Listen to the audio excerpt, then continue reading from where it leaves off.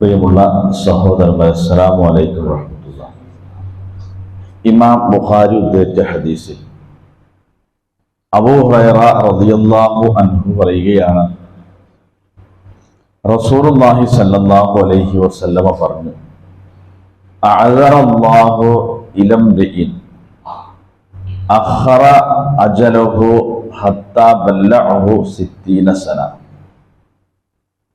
അല്ലാഹു സുബ്ഹാനഹു വതആല ഒരു മനുഷ്യനോട് കാരണങ്ങൾ, വിശദീകരണങ്ങൾ ചോദിക്കും.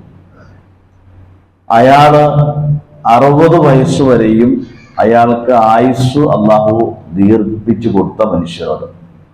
അതാണ് ഹദീസിന്റെ ആശയം. പരലോകത്ത് വരുമ്പോഴുള്ള ഒരു സാഹചര്യത്തെ നബി വിശദീകരിക്കുകയാണ്. 60 വയസ്സ് വരെ ആയുസ് നീട്ടിക്കൊടുത്ത ഒരു മനുഷ്യൻ എന്തുകൊണ്ട് സ്വർഗത്തിന്റെ അവകാശിയായില്ല എന്നുള്ളതിന് അള്ളാഹു കൃത്യമായി വിശദീകരണം ചോദിക്കുന്ന. അതിന്റെ വിശദീകരണത്തിൽ പണ്ഡിതന്മാർ പറഞ്ഞു, അത്രയും ആയുസ് വരെ ഇഹലോകത്ത് ജീവിക്കാൻ കിട്ടിയ മനുഷ്യൻ അയാൾ സ്വർഗത്തിൽ പോകാതിരിക്കാൻ, കടക്കാൻ പറ്റാതിരിക്കാൻ പറയുന്ന എക്സ്ക്യൂസുകൾ അള്ളാഹു സ്വീകരിക്കില്ല എന്നർത്ഥം. അപ്പൊ ഒരാൾക്ക് ഇളവ് കിട്ടാൻ മാക്സിമം കിട്ടുന്ന ആയുസ് ഇത്രയാണെന്നും അതിനപ്പുറത്തേക്ക് ആയുസ് അള്ളാഹു ദീർഘം നൽകിയിട്ടും കൂടി സ്വർഗാവകാശിയായി മാറിയില്ലെങ്കിൽ പിന്നെ അയാൾ അള്ളാഹുവിന്റെ മുമ്പിൽ പറയുന്ന ഒരു കാരണങ്ങളും എക്സ്ക്യൂസായി അള്ളാഹു പരിഗണിക്കുകയില്ല, സ്വീകരിക്കുകയില്ല എന്നാണ്. കാരണം 40 വയസ്സ് കഴിയുമ്പോഴേക്കും ആളുകളെ സംബന്ധിച്ചിടത്തോളം അവര് പിന്നീട് വീണ്ടും വിചാരത്തിനും തിരിച്ചു വരവിനുമുള്ള ചിന്തയും ബോധവുമായി മുന്നോട്ട് പോകണം എന്നുള്ളതാണ്.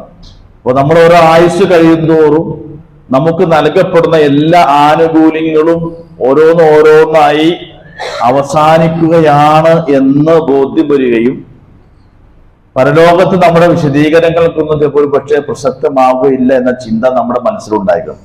അതുകൊണ്ടാണ് ഓരോ ആയുസ് കഴിയുമ്പോഴേക്കും നമ്മൾ കൂടുതൽ വേണ്ടി വിചാരത്തോടു കൂടി എവിടെയെങ്കിലും പരിഹരിക്കേണ്ട മേഖലകളൊക്കെ പരിഹരിച്ച് മുന്നോട്ട് പോകാനുള്ള തയ്യാറെടുപ്പ് നടത്തേണ്ടത് എന്നാണ് റസൂലുള്ളാഹി സ്വല്ലല്ലാഹു അലൈഹി വസല്ലം. അതുകൊണ്ട് നമ്മുടെ ആയുസ്സുകൾ കൃത്യമായി പരലോകത്ത് ചോദ്യം ചെയ്യപ്പെടുമെന്നും നമ്മൾ പറയുന്ന വിശദീകരണങ്ങളും കാരണങ്ങളൊന്നും അതൊരു കാരണമായി അള്ളാഹു എടുക്കുകയില്ല എന്ന ബോധ്യം നമുക്കുണ്ടായാൽ മാത്രമേ നമുക്കതൊക്കെ പരിഹരിച്ച് മുന്നോട്ട് പോകാൻ സാധിക്കുകയുള്ളൂ. ഇത് പരമാവധി നമ്മുടെ സൂക്ഷ്മത പുലർത്തിക്കൊണ്ട് മുന്നോട്ട് പോകണം. അള്ളാഹു അനുഗ്രഹിക്കുമാറാകട്ടെ. അസ്സലാമു അലൈക്കും.